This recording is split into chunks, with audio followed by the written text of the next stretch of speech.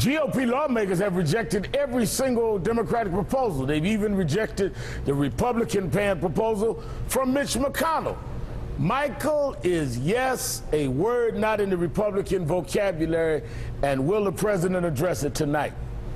I think, Reverend Sharpton, that it seems that they cannot say yes. No, no, no. The party of negativity, the party of denial, the party of no. And every deal that's been put forth so far has been rejected by them. I'm hoping tonight that the president not only will address that squarely, I was hoping in my fantasy, in my greatest fantasies, that they would be like Damari Smith and Roger Goodell that announced that a deal had been struck and that we're going to have football. So now we're going to have a deficit that has been, whose ceiling has been lifted. This is ridiculous. It's utterly irresponsible, and the American people are growing tired, Reverend Sharpton, of the inability of the Republicans to move even an inch toward conciliation and toward compromise to make certain that this nation will not be in default on August 3rd. Well, Matt, if we're playing football again, in this Washington game, it seems like the working class are the only ones being tackled. I mean, can the Republicans find anything they agree to at all, including the plans they've supported? They've said no to McConnell's plan, their own guy.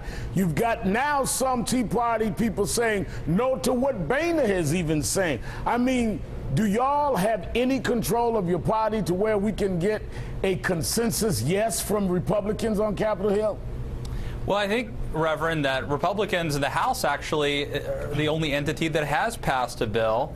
And I think it's entirely plausible that Boehner's new idea passes, and so the Republican-led House of Representatives would have actually passed 2 bills which would raise the debt ceiling. Let's see if Harry Reid and the Democrats and President Obama sign on to it or not.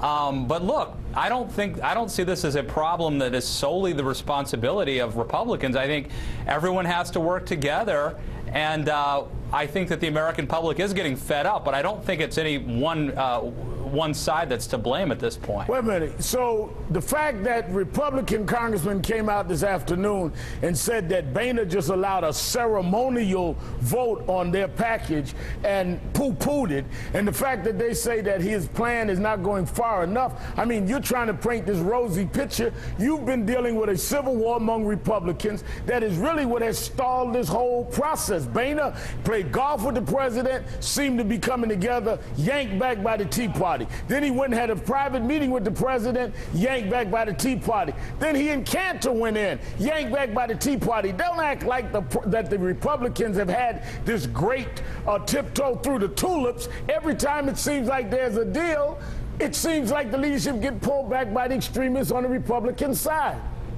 I think that might be your perception. I mean, John Boehner claims that he had a deal with President Obama, that President Obama then moved the goalposts.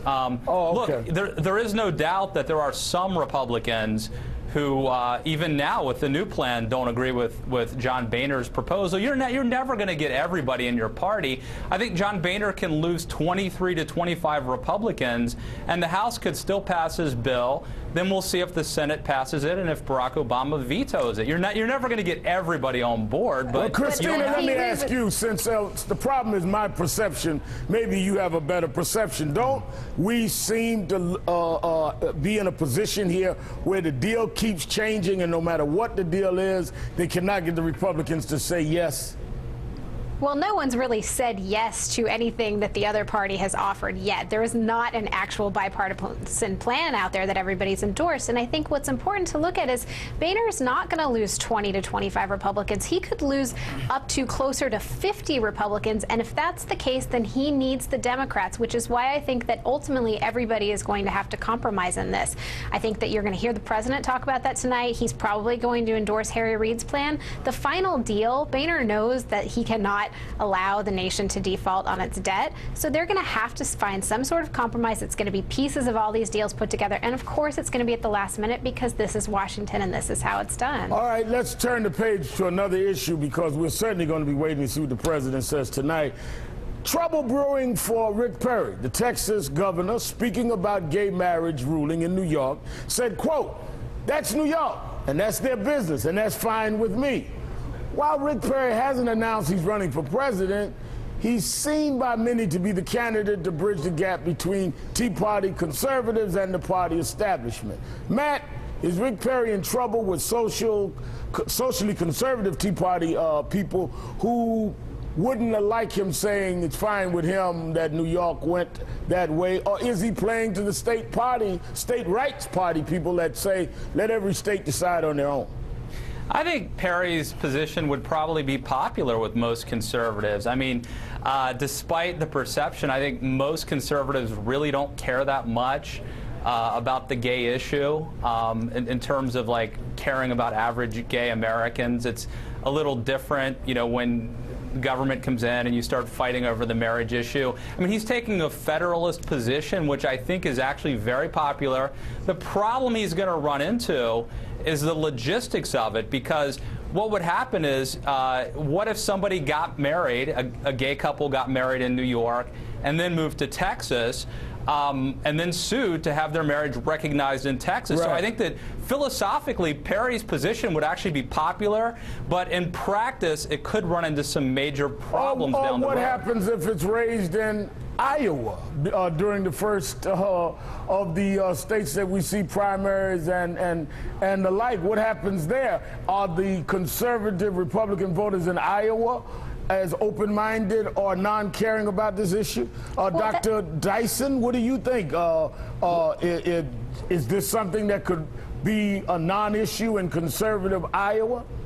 Well, I think it's going to be an issue among conservatives. The Tea Party says it's not concerned about social issues. It's only concerned about the Constitution and the size of the government and the deficit and overspending and taxing and the like. But the reality is social conservatives are going to be rebuffed by this because, on the one hand, as you've raised the issue, if we talk about states' rights, and historically I've certainly had a red flag raised for me when it comes to states' rights, because states' rights have been often applied against the interest of minorities. So in this case, if it's recognized in, say, New York, but not recognized in Iowa, then that presents a problem because they have no federally recognized right that the state then is compelled to protect them on. So I think that the Republicans are going to have to fight this battle at some point, but Christina, I think they want to strategically avoid it as much as they can. This is more about Perry sort of tapping into the national mood, because right now you've seen a really dramatic shift away, particularly from the marriage issue, but a dramatic shift away from social conservative issues. You know, abortion will always be sort of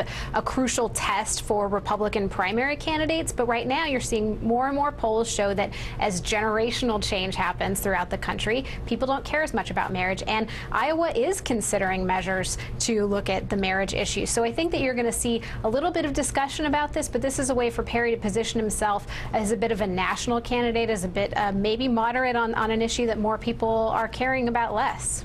Well, I think there's a difference between what happens. Let me thank all of you for joining me tonight in the great panel. I have to go on. Ahead, the Republican candidates shunned a major event today.